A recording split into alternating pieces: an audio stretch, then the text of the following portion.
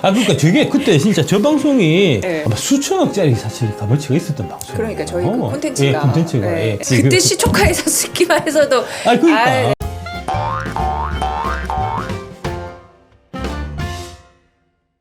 네, 채권보이 시작하겠습니다. 박수갈채 박순혁 작가님과 함께하고 있고요. 예, 안녕하십니까. 지난주 그 방송 보고 사신 분들이 꽤 많으신가 봐요. 일단 관심이 있으셨고, 예. 2차 전지의 대가가 또 나오셨고, 네, 그 콘텐츠가 예. 그 기업의 그 흐름과 우리나라가 꼭 추구해야 할 방향성을 또 언제 주셨잖아요. 예. 그런 의미에서 또 인기가 많았다라고 예, 그리고 생각합니다. 확실히 좀 요걸 조금 섞어서 하니까 조회수가 높았던 거 아니냐. 금양에 광지영님이 옳았다. 예. 사람들에게 절실히 필요한 얘기를 해야 관심을 갖지. 지가 하고 싶은 얘기 백날 해봐야 아무 소용없다 하는 이제 그런 교훈을 다시 한번 뼈저리게 느꼈고요. 네. 이게 이제 그때 그렇게 반향을 일으킬 수밖에 없었던 게 사실은 이 에코프로 머티리얼 상장할 때 그 적정 주가를 이제 말한 전문가가 대한민국에서 오직 그 채권 부위의 박순혁 작가뿐이었다는. 네. 아주 슬픈 일입니다. 사실. 슬픈 일. 예, 이게 되게 큰 회사인데 큰 회사 보통 상장하게 되면은 이제 애널리스트들이 거기 달라붙어갖고 적정 주가는 얼마만큼 될 것 같다. 이제 이 회사의 사업은 어떻다든지 하는 이제 그런 리포트를 발간해줘야 그게 투자하는 사람들이 그걸 참고를 해서 이제 투자를 하고 뭐 투자 판단할 거잖아요. 그러니까 너무나 사실 중요한 건데 아무도 한 증권사가 없습니다. 사실. 감사해요. 그래서 저희가 조회수가 터졌어요. 그러니까. 진짜 지금 현재 대한민국 증권사는 대우각성해야 됩니다. 이게 이제 2차 전지 담당 애널리스트들 한심한 겁니다, 사실. 부끄러운 줄 알아야 되는 겁니다, 사실은. 당신들이 해야 될 일을 사실 내가 대신한 거고, 투자자한테도 이제 좋은 종목을 잘 골라서 이제 소개해주고 하는 게 사실은 애널리스트의 본연의 역할이잖아요. 그러니까 맡으라고.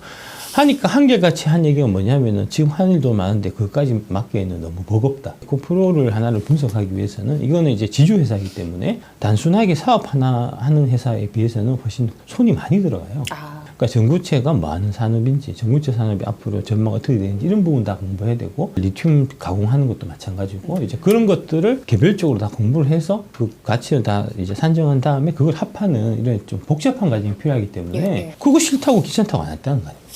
그 전문가들이 아니에요. 그거는 진짜 직업적인 윤리상의 문제가 많은 겁니다. 정말 부끄러워해야 됩니다. 22년도에 코스닥에서 가장 많이 오른 주식이 뭐냐? 에코프로입니다. 거래소에서 가장 많이 오른 주식이 뭐냐? 금양입니다. 근데 그 에코프로 금양에 대해서 리포트가 나와 있는 게 아무것도 없어요.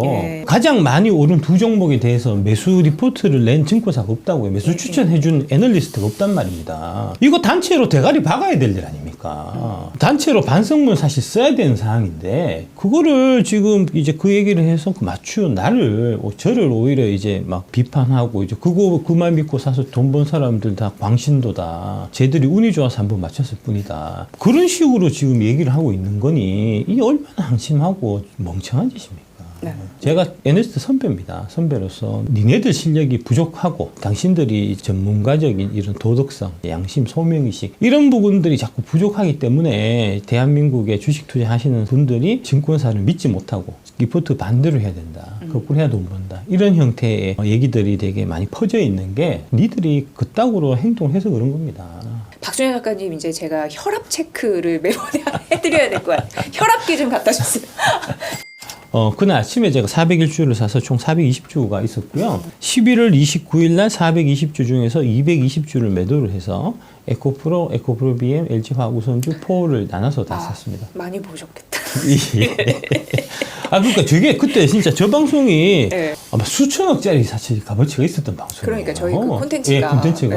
그때 뭐 6만 원 조금 안 됐던 것 같은데 지금 15만 원, 13만 원에 하니까. 그 최고가는 15만 원 넘기기도 했었죠. 보름도 안 된 게 한 2주 정도, 2주 딱 된 거잖아요. 2주 된 동안에 지금. 그때 시초카에서 듣기만 해서도 그러니까. 내가 올 겨울에 좀 그러니까 이런 했었을 텐데. 그러니까 이거는 정말 훌륭한 돈 버는 이제 투자 정보잖아요. 이런 거를 제공해 줘야 될 거 아닙니까? 오히려 그날 상장할 때 이제 뭐 대형 프로부터 해서 각종 증권사에서 금요일 날 다 팔라고 그랬어요, 사실. 프로모티리얼스는 다 팔라고 그랬던 주식이에요. 사라고 얘기했던 사도 괜찮다. 12만 7천 원 밑에서는 사셔도 괜찮을 것 같다라고 얘기한 사람 대한민국에 저밖에 없습니다. 채권 부위를 본 사람과 채권 부위를 안 본 사람으로 나뉜다. 그러니까요. 잘했죠? 잘했습니다. 저 슈퍼챗 좀 받을 수 있나요? 한번 알아보세요. 쏘지 마십시오. 어차피 쏴봐야 이델 TV로 가고 일로 안 오니까 쏘지 마십시오, 절대. 나중에 제가 따로 저 계좌번호 알려드릴게요.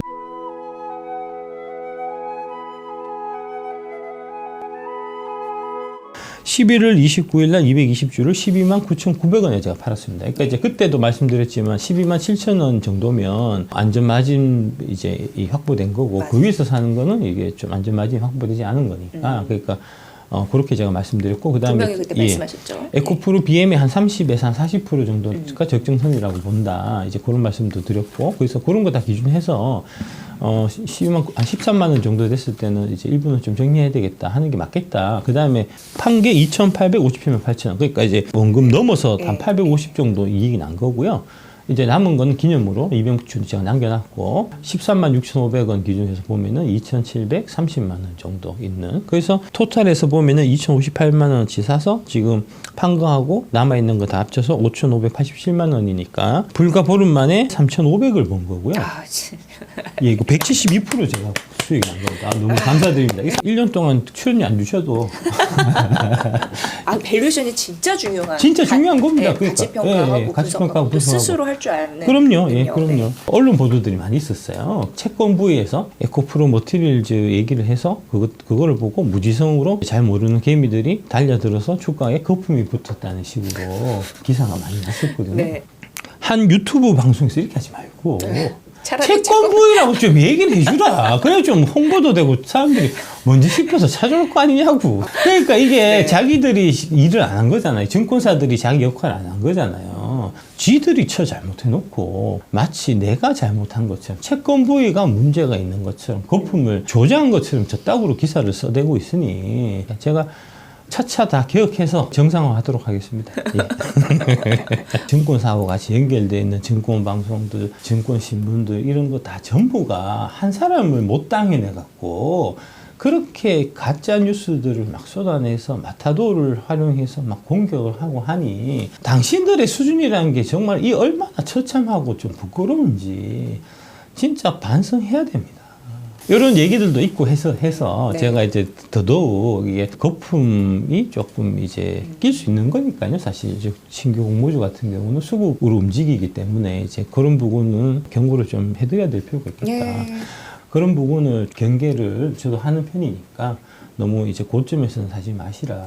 이제 그런 생각으로 제가 12만 9,900원에 이제 반은 판 거고요. 예. 그러니까 이제 지금 이제 두산 로보틱스 같은 경우도 최근에 이제 되게 핫한 종목이기 때문에 관심도 많이 가지시고 그래서 그분들한테 이제 도움되는 말씀을 제가 하나 드리자면 12월 7일 그러니까 다음 주 화요일 보호 예수가 풀리는 날입니다. 아, 예. 예. 기관들이 들어갈 때 이제 신규 공모 청약할 때 이제 주수를 좀 많이 받기 위해서는 내가 한 달 동안 팔지 않겠습니다. 잠금 장치를 예, 딱 예. 걸어놓는 거죠. 혹은 이제 3개월 안에는 팔지 않겠습니다. 이런 이제 약정을 하면은 그냥 이제 받아서 바로 파는 기관들보다 양을 많이 주거든요. 특히 이제 지금 뭐 대형 프로 같은 이제 증권 방송에서는 이제 지금 두산 로보틱스 띄우기에 지금 혈안이 돼 있어서 더더욱 얘기 안 해줄 테니까 이제 제가 말씀드리면 네. 다음 주 화요일에 대략 한 47만 주 정도의 이제 보호예수 물량이 풀리고요. 공모가를 받은 거거든요. 네. 지금 아마 공모가 대비해서 잘은 모르겠지만 서너 번 올랐을 겁니다. 신나게 팔겠죠. 47만 주면은 450억 정도 되겠죠? 되게 큰 물량이 한 번에 네, 쏟아지는 예. 거여서 특히 주의하셔야 된다는 개인 투자자분들은 이제 말씀을 드리고요. 그러니까 그런 거는 사실 제가 얘기하기 전에 투자하시는 당신들이 챙기셔야 돼요. 그렇죠. IPO 관련주는 특히나 굉장히 특히나 중요하다는 거 그렇습니다. 예, 투자 유의사항으로 알려드렸고요. 예. 이 에코프로 머티리얼즈가 상장한 거는 결국은 저 때문입니다. 여기 이제 상당 부분 나 덕분에 되어 있는데 사실 100% 나 때문이에요. 이거 상장 안 시켜주는 거는 친중 매국노 짓이다. 증권거래소 거기에 저 중국 스파 있는지 내가 막 확인 한번 해보자. 이런 식으로 자꾸 협박해갖고 걔들이 이거 그냥 계속 끌다가는 진짜 이제 친중 매국노로 몰려갖고 이제 큰일 나겠다 싶어서 그래서 부랴부랴 사실 통과시켜준 거거든요. 금융당국이 공매도 기간을 위해서 이제 한일 2차 전지 과열을 돼 있다라고 말로 이제 한 거. 그 다음에 KB자산운용에 2차 전지 인버스 ETF 출시한 거. 그 다음에 에코프로 머티리얼즈 상장을 계속 지연시키고 있는 이제 이거를 제가 막 얘기했거든요. 저기 국회의원 앞에서 얘기하니까 훨씬 더 쫄았겠죠. 포트폴리오 조정, 포트폴리오 리밸런싱에 대해서 제가 이제 좀 말씀드리겠습니다. 제가 지난번에도 한번 좀 알려주신. 예. 전구체는 양극재 가격에서 한 30% 정도 차지한다. 네. 그러면은 이제 에코프로 BM의 시총의 한 30에서 40% 수준이 적정한 수준이 아니겠냐. 이 얘기는 이제 만약에 에코프로 머티리얼즈가 처음에 상장할 때는 이제 10%밖에 안 됐던 거거든요. 그러니까 이거는 되게 저렴한 거니까 그때는 에코프로 머티리얼즈를 살 이유가 있는 거고 네. BM의 30에서 40% 수준이 적정하다라고 보면 일단 보고. 예, 11월 28일 날 에코프로 BM의 시가총액이 23조 9천억이었습니다. 24만 4,500원 기준에서 보면 그러면은 이제 이 23조 9천억의 30% 가격이 시총이 7조 2천억 정도가 되고 네. 40%면은 9조 6천억 정도가 6천억 되는 거거든요. 네. 근데 11월 28일 날 에코프로 머티리얼즈 시총은 9조 1천억이었습니다. 종가 13만 3천억 기준으로 보면. 예, 예. 그러면은 결국은 40% 근처까지 다 왔다는 그러네요. 얘기니까 이게 상당 부분에 왔으니까 그러면은 상대적으로 비싼 에코프로 머티리얼즈 일부를 팔고 그 돈으로 상대적으로 더 저렴한 에코프로 BM을 사는 이게 바로 이제 밸류에이션에 기반한 포트폴리오 조정인 거고요. 포트폴리오의 이제 영어 원문을 보면은 이제 서류 가방입니다.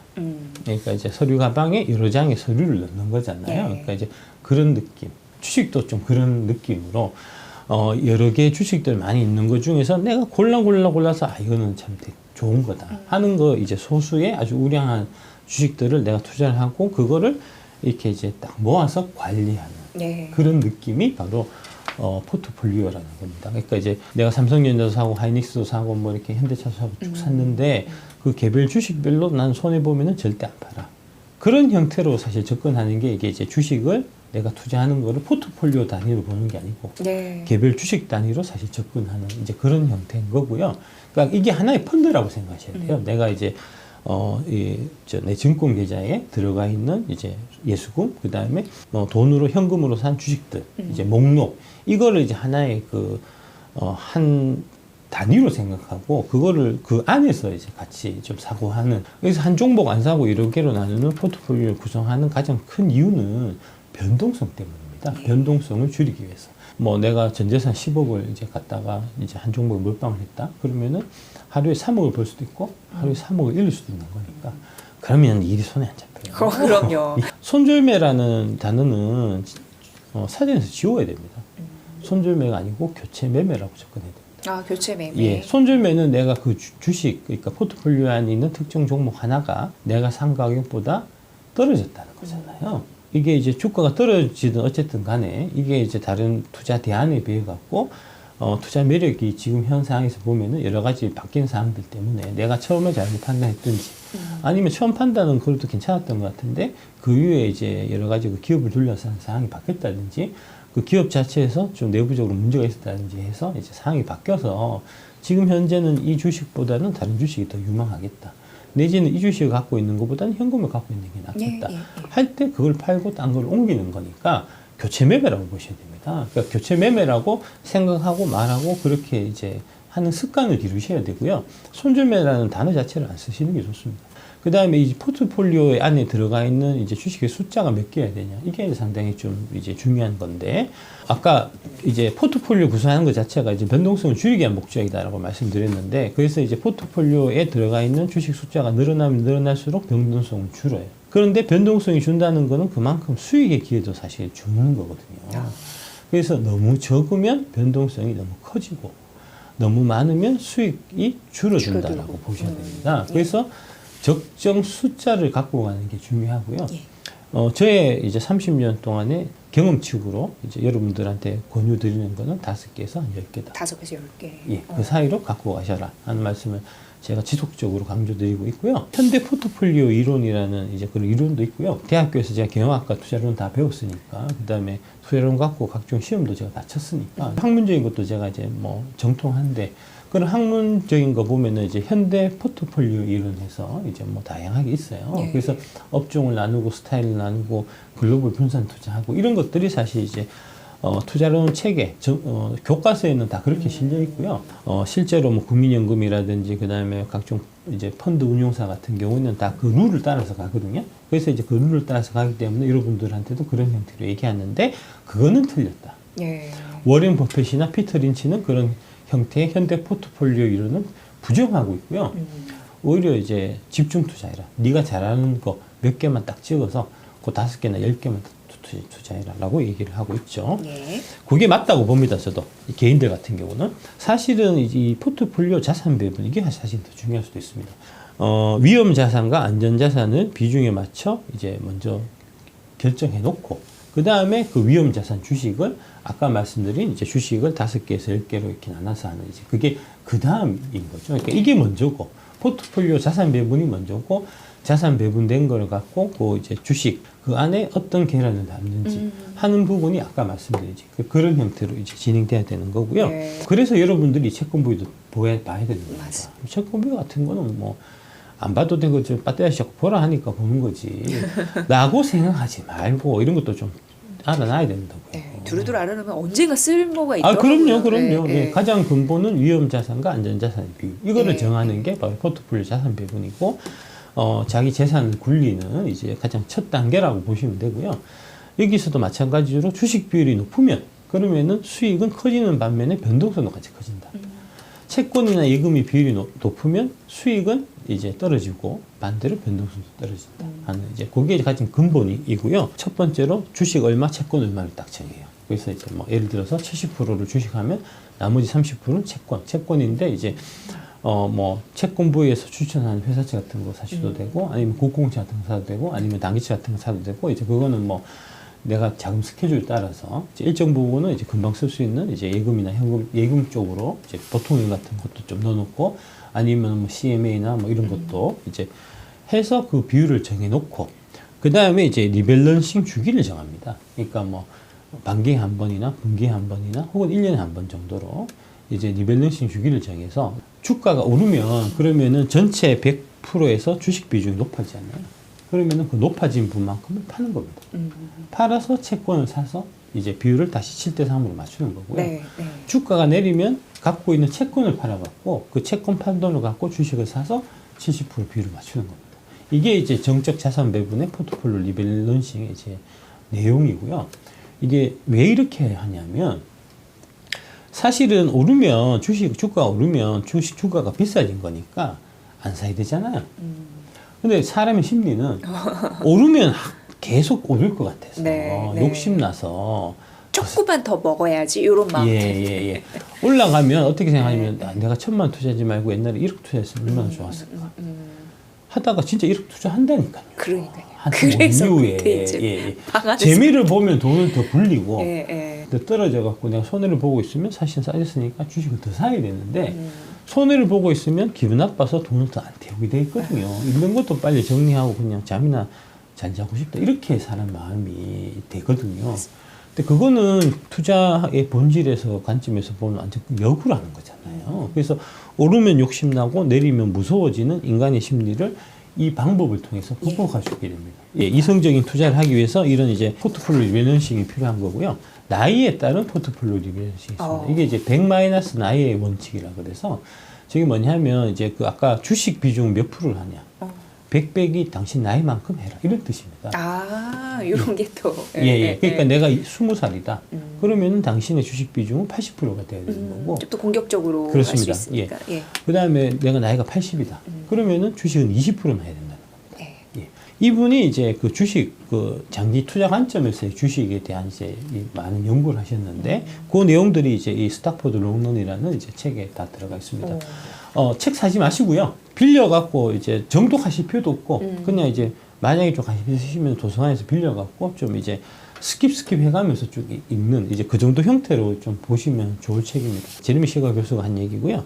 장기적으로 투자해야 된다는 겁니다. 왜 그러냐면 단기적으로는 주식 수익률이라는 게 매우 불안정한 이제 변동성이 큰 자산이기 때문에 단기적 관점에서는 주식 투자가 오히려 채권이나 예금 투자에 비해서 수익률이 떨어지는 경우도 많이 있어요. 하지만 1802년 이후에 주식에 투자되고 계속해서 이제 배당받아서 재투자하고 했으면 그 1달러가 2006년 말까지, 그러니까 200년 정도 시간이 지나면은 1270달러가 됐을 거다. 그러니까 1000배 이상 이제 늘었을 거라고요. 평균적으로 이제 10년마다 주식에서 돈을 2배로 불리게 될 거다. 그런 건데, 이게 이제 204년 동안 연평균 6.8%였다는 거고, 이게 채권 수익률이 대략 한 3%니까 채권 수익률에 비해서 한 2배 정도의 항상 기대 수익이 주식이 있는데, 문제는 중간중간에 짧게 1년 하락장이 오는 경우도 있고 3년 하락장이 오는 경우도 있고 5년 하락장이 오는 경우도 있고 10년 하락장이 오는 경우도 있는 겁니다. 그 기간을 내가 최악의 경우에 고점에 내가 주식을 투자를 해서 네. 갖고 갔다고 하더라도 채권보다 더 나은 기간, 더 나은 수익률이 나오는 기간은 이 사람이 이제 S&P 그 데이터를 활용해서 계속 추적을 해보니까 그 기간이 20년이었다. 20년 동안 장기 투자를 하게 되면 어떤 경우에 당신이 가장 나쁜 선택을 하더라도 채권보다는 주식이 수익률이 좋았다. 예. 그래서 장기적으로 주식은 인플레이션에 대한 훌륭한 해지 수단입니다. 하지만 단기적으로는 아니라는 거죠. 모두가 강세일 때 매수하고 모두가 약세일 때 매도하려는 그 유혹을 뿌리치기가 되게 어려워요. 예. 최고의 투자자는 이제 감정적이지 않은 투자자라는 게 이제 제레미 시갈 교수의 얘기고요. 저도 100% 동감합니다. 1년으로 봤을 때는 이제 이 수익률 편차가 61.2에서 마이너스 43.3까지 되게 커요. 예. 운이 좋아서 61%에 해당 내가 될 수도 있고 43.3%에 해당될 수도 있는 거예요. 네. 내가 나이가 젊으면 마이너스 43.3이더라도 괜찮아요. 좀 이따 회복하면 되니까. 내가 나이가 60, 70이면 마이너스 43 한번 당하면 회복할 길이 없단 말입니다. 네. 그래서 이제 길게 가야 되고 이게 시간이 5년, 10년, 15년, 20년, 25년 이렇게 갈수록 계속해서 이제 손실폭이 점차적으로 줄어들고 이게 15년 넘어가면은 마이너스가 없습니다. 3.8%부터 시작합니다. 플러스가 20년 넘어가면은 이제 6.5%부터 이제 시작하는 이제 그런 형태를 보실 수가 있을 겁니다. 일찍 시작하고 돈 생길 때마다 더 사라 하는 겁니다. 그러니까 정시펀드 이제 한참 붐이 불다가 지금은 좀 잠잠한데 사실 정시펀드가 되게 좋은 거예요. 왜 그러냐면 주가지수 2000일 때는 비싼 거잖아요. 그러면은 이제 덜 사야 되고 반대로 주가지수가 1000이면 싸잖아요. 많이 사야 되잖아요. 네. 근데 사람들은 2000일 때 막 요새 장이 화랑이래 주식에서 누가 돈 벌었대 영희철수 돈 벌었대 하면은 배 아파트 들어와서 이제 뒷차 타게 돼 있고 1000포인트에서 막 주가 떨어지고 할 때는 이제 내 계좌도 마이너스고 성질 나고 옆에서 미리 판 철수 영애가 와서 나를 괴롭히거든요. 아 새끼야 뭐 주식하고 있냐 등신 새끼야. 나는 옛날에 다 팔았지 맨날 우리면서 약 올리거든요. 그러니까요. 아유, 그래서 참. 열받아가 팔게 되거든요. 근데 사실 보면 1000포인트한테 사야 될 거 아닙니까? 2000한테 팔아야 될 거잖아요. 근데 이제 그렇게 할 수는 없으니까 사람이라는 게 2000이 고점이라서 팔았는데 3000, 4000 갈 수 있는 거니까 1000이 바닥에서 샀는데 500, 400 갈 수 있는 거니까 어떻게 해야 되냐? 금액을 똑같은 금액을 1000에도 사고 2000에도 사고 1000에도 사고 이렇게 가면 1000에서는 비싸니까 똑같은 이제 내 돈 100만 원이면은 덜 사게 되고 그렇죠. 반만 사게 되고 1000에서 1000포인트 됐을 때 내가 샀던 거에서 500 가면은 그때 1000포인트 샀던 거 내가 2배를 더 사게 되는 거니까 가격이 낮을 때 내가 많이 사고 가격이 높았을 때 덜 사게 되는 그러면서 장기로 가면은 이게 전체적으로 수익률을 올려주는 그게 바로 정식 투자의 가장 큰 강점이거든요. 예. 굴곡이 중간중간에 크면 클수록 정식 투자는 훨씬 더 유리합니다. 굴곡이 커서 주가가 많이 떨어졌다. 옛날에 뭐 IMF 와서 300 왔다든지 뭐 500포인트, 1000포인트 저기 어디죠? 그게 코로나 때 1400 갔었잖아요. 예. 그럴 때 사실 많이 사야 되는데 못 사거든요, 사람이. 더 떨어질까 봐. 더 떨어질까 봐. 예, 예. 예. 근데 정식 투자는 그때 사고 그것도 더 많이 사게 되잖아요. 그러니까 그게 그런 형태가 될 수 있는 거니까 이 감정이라는 거는 돈 벌면은 더 사고 싶고 이러면 못 사게 되는데 이 적립식은 쌀 때는 양을 더 많이 사고 비쌀 때는 덜 사게 만드는 이런 이제 메커니즘을 이 구조에서 만드는 거니까 이제 정식펀드가 되게 좀 좋고 정식펀드를 꼭 가입하실 필요는 없고 내가 주식을 이제 뭐 빠떼야시 8종목을 매달 일정하게 계속 사는 금액을 딱 정해서 100만 원이든 200만 원이든 딱 정해서 이제 꾸준하게 사는 이런 형태가 되면 아까 말씀드렸듯이 쌀 때는 더 많이 사게 되고 올랐을 때는 덜 사게 되고 해서 장기적으로 보면은 되게 좋아지는 이제 이런 형태가 가능한 거니까요. 이제 그런 관점으로 이런 얘기는 아마 어렴풋하게 한번 들어보신 분도 있으실 텐데 사실은 실제로 내가 주식 투자하는데 활용을 해야 하고 있어야 하고 그 이제 깊은 뜻을 의미를 이해하고 내가 실전에 사용할 수 있어야 사실 그게 안다고 말할 수 있는 거고요. 아마 이런 식으로 안 하시는 분들도 많이 계실 것 같은데 이렇게 더 사실은 근본적인 생각을 갖고 좀 접근하셔야 된다는 말씀을 꼭 드리고 싶습니다. 네. 예. 채권부의 모토는 경제적 자유를 실현하는 거거든요. 근데 이런 얘기가 있잖아요. 뭐 벼락 부자가 되기 위해서는 복권을 사야지 되는 것처럼 실천이 중요하다는 거 저희가 많은 콘텐츠를 여러분께 선보이고 있지만 보시고 그거를 또 행동으로 옮기는 그런 또 실천하는 투자자가 되시길 저희가 응원하겠습니다. 이번 주 또 연말 박순영 작가님 따뜻하기를 응원하면서 박수갈채 여러분 많은 응원 부탁드립니다. 더불어서 채권부위도 사랑해주세요. 고맙습니다. 네, 감사합니다.